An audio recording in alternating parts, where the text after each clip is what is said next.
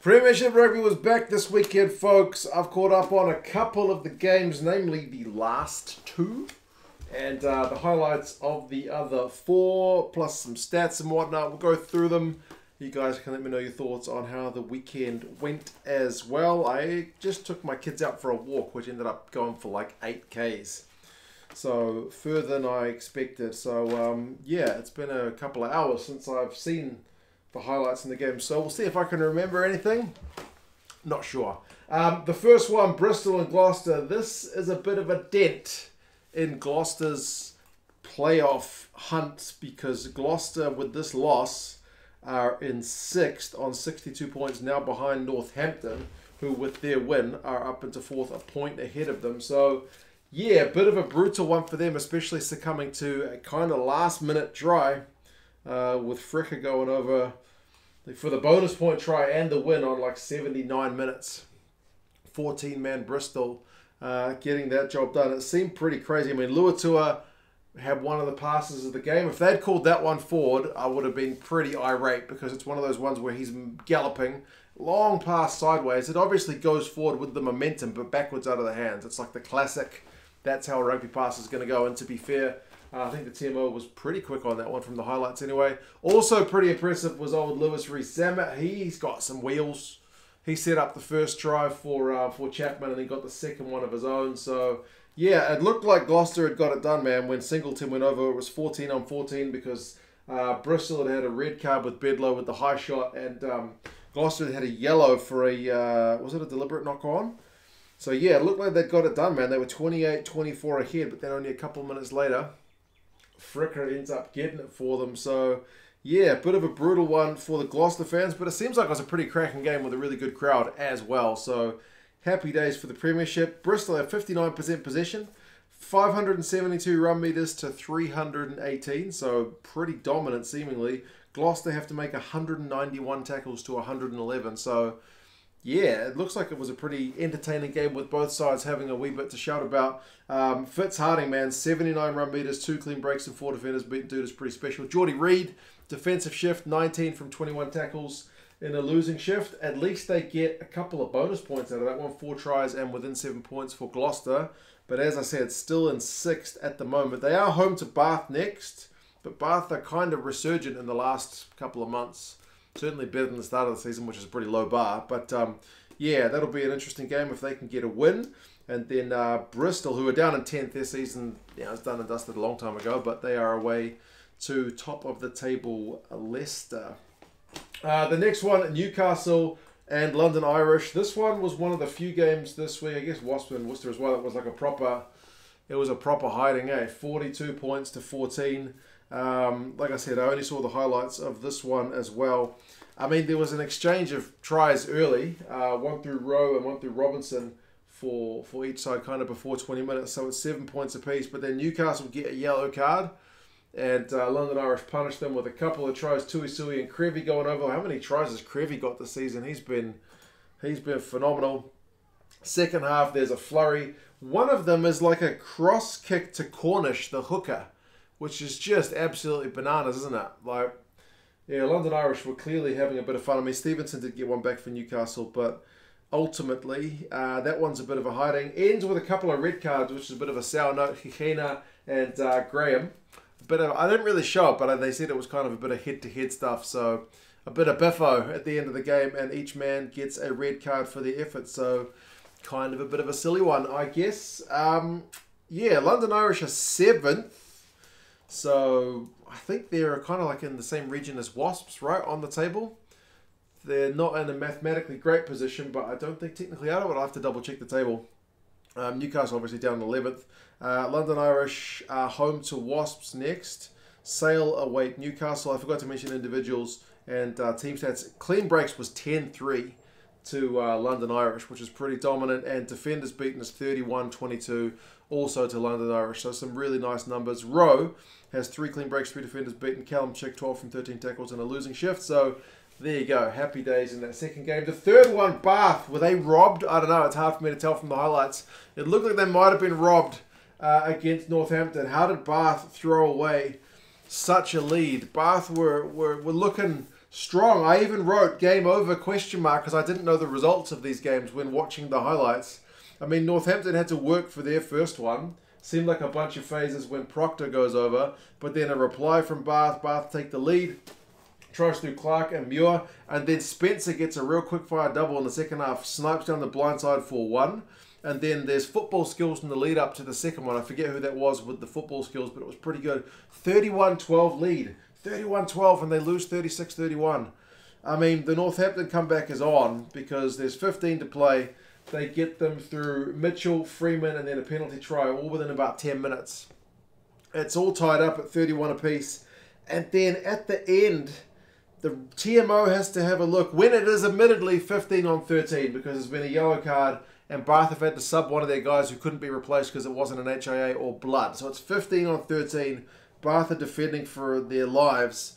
But then Rocketaguni looks to get pushed, but he gets a foot into the ruck and it knocks the ball out. And the ball had been, I think they didn't show it in the highlights, but it had been forced after it had popped out the ruck. And they say because of that infringement, there's no like knock on, and the try that was eventually went over stands. So yeah, I mean, that's an important win for Northampton. You get them whatever way you can, and that one maybe was a little bit fortuitous, I'm not sure.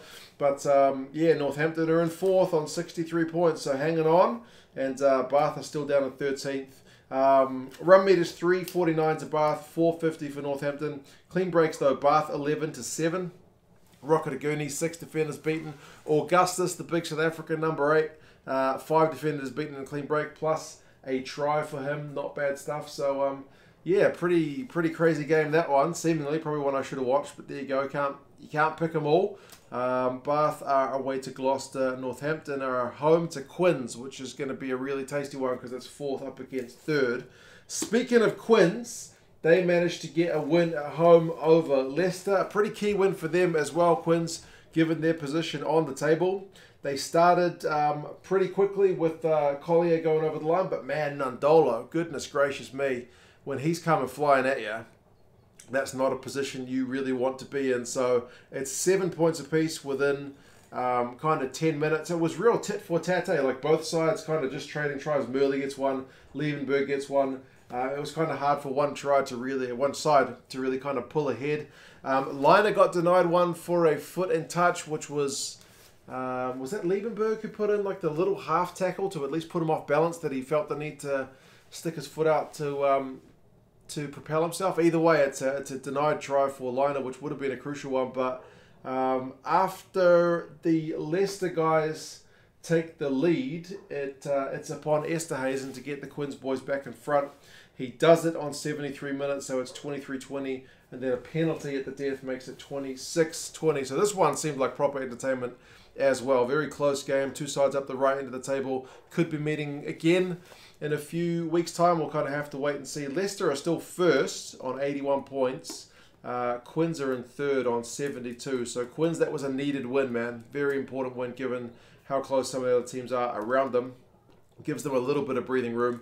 Run meters 399 to 231, so Quins loving the running. But clean breaks 4-3 is pretty tight. Quins just one more possession. Quins got 53%, so slightly dominant. Dom Bratt, who had a really wicked offload in one of these tries as well, 46 run meters, 2 clean breaks and 4 defenders beaten. He continues to impress. Nandolo, 4 defenders beaten, 64 run meters. Like I said, a big unit that you don't want to see running at you. Harlequins are away to Northampton, so like I mentioned, that's going to be a really interesting one. And then Leicester home to Bristol, so Leicester will want to be making sure they can still get some points in the bank. I think they're ahead of Saracens by a little bit. What are they on?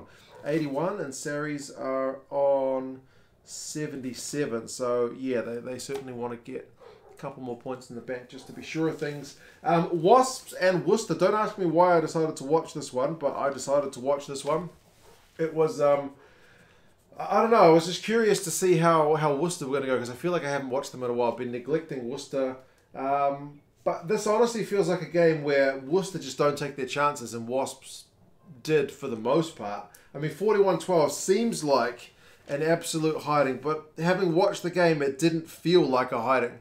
It just felt like one side was slightly more wasteful and one side slightly more clinical. I mean, look at the tries. You get one through West. That one's close range stuff early. And Worcester had missed a touch finder with a penalty not long earlier. So kind of the masters are of their own down for BRIvGLO got a yellow card for a deliberate knock-on.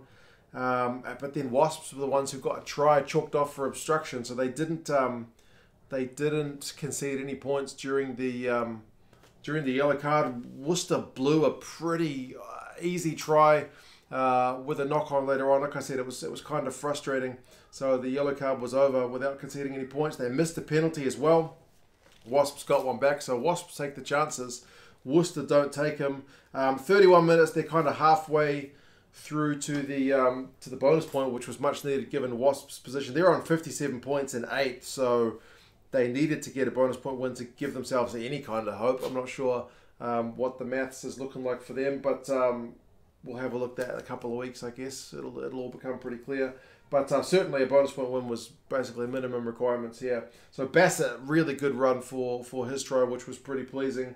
Yeah, second half, it kind of continues the same way. I mean, the smooth attack from Wasps, the hands for the Stoop try was pretty nice. They got the bonus point try through Emul from Ogra on 64. I mean, Worcester did get a couple back in reply, but yeah, they just didn't take their chances there. I mean, I wrote a note actually that after Umanga's denied try, that basically Wasps' defence holds and then they go down the other end and score points, although that try was a bit of a bad example because Umanga's one actually got chalked off, but they scored one not long. Worcester actually scored their second try not long later after the Umanga one was denied. So Worcester weren't without some try scoring ability, but yeah, it was a bit of a rout at the end when Wasps ran in a couple of tries. The last one was a bit comical with a bit of loose ball, but yeah, I honestly don't think 41-12 is a reflection on the way that game was played, but still, obviously, if you take your chances and the other team doesn't, you're going to be in a pretty good position. So congratulations to Wasps. Good shift, entertaining game. Like I said, Wasps are 8th, 57 points. Worcester are down in 12th. Clean breaks 4 apiece, so pretty tight. Run meters 329 to 378. That's with Worcester having slightly more, so not much in it. Defenders beaten 15-10, so that's a bit of an edge to Wasps, but it's not double or anything like that. So I mean, yeah, Barbary and Willis all had 40+ run meters. Ted Hill had 59, so the Lucies were having a wee bit of fun in this one. But yeah, like I said, pretty entertaining game. Wasps are away to London Irish, and Worcester are home to Saracens. And speaking of Saracens, that was the last one. I also decided to watch this one. Seemed pretty windy in this one. And yeah, 38-22 seems pretty comfortable, although Exeter did have the lead for a kind of short time. It was another one where maybe Exeter really had to work for their chances, eh? I mean, Daly's one was a real nice bit of a cut through, but then both the Exeter tries, Skinner and Woodburn, Exeter really had to work for it. Like go through, it was like 14 phases or something for the Skinner one. They really had to grind. I know the Exeter are missing a few guys, and you know, Farrell was looking pretty good for Saracens. He had a big old line break in this game, which was really impressive. So yeah, his control, his leadership is certainly very important. I mean, for England as well, I hope he comes back sooner rather than later. I mean, he sets up Maitland's try on 46 minutes. They get power over when Tompkins goes over. That one's more of the forwards than the backs. Earl gets one as well. So yeah, Sarries at one point are kind of running riot. It goes from being 15-10 to Exeter when Woodburn like powers over for his try. Proper good try, that one. But then it ends up 31-15 to Sarries because they just keep taking chances, man. And yeah, Exeter getting held up. They just couldn't crack the Sarries defence in that second half for quite some time. There was one point, I think it was even a Sarries boot under the ball when Exeter was trying to force it. It was like a boot. I don't even know if it was intentional. A boot somehow just appears right as the ball's about to hit the ground. It was just one of those days at the office, I guess, for the Exeter boys. So I mean, they did eventually get one on 78 minutes. And Stuart Hogg took a quick shot at the post with a droppie, because they wanted to have time to try and get that 4th try to at least get a bonus point. But, and they do get a penalty in their own half, but then they do the double pump with the line out at the end. So that's a free kick. It was a stupid way to end the game, to be honest, like with Exeter just trying to chase down that 1 point. So, yeah, like I said, Exeter, 62 points. They're 1 point behind Northampton. How crucial might that missed bonus point be? We'll have to wait and see. Sarries are still in second on 77. So run meters 476 to 617. That's Exeter having the bigger number. Tackling percentage, man, 85%, 200 tackles for Saracens. That's a defensive shift, whereas 77%, 98 tackles for Exeter is a little bit less encouraging, but the penalty count was where it was a real kind of killer. 16 penalties conceded Exeter, 7 Saracens. So, yeah, Vincent Cox, 24 out of 25 tackles, not a bad shift. Woodburn, 5 defenders beaten, 64 run meters. Yeah, he's a bit of a weapon as well. So, yeah, Saracens are away to Worcester and Exeter. Unfortunately for them, having played a game more than everyone else, most of the teams around them are on the bye. So they may be chasing things down. That was really not the result they wanted, but we will see how things go. You guys let me know your thoughts on the games at the weekend. Like I said, some pretty good ones. 36-31's nice and tight. 26-20 is pretty tight. 9-28, very tight. 41-12 is a bit of a blowout, but as I said, I don't think it was as lopsided as all that. 42-14 seems like a bit of a lopsided one, and then 38-22 was still pretty good value. But yeah, you guys let me know your thoughts, and I will talk to you guys again soon. See you later.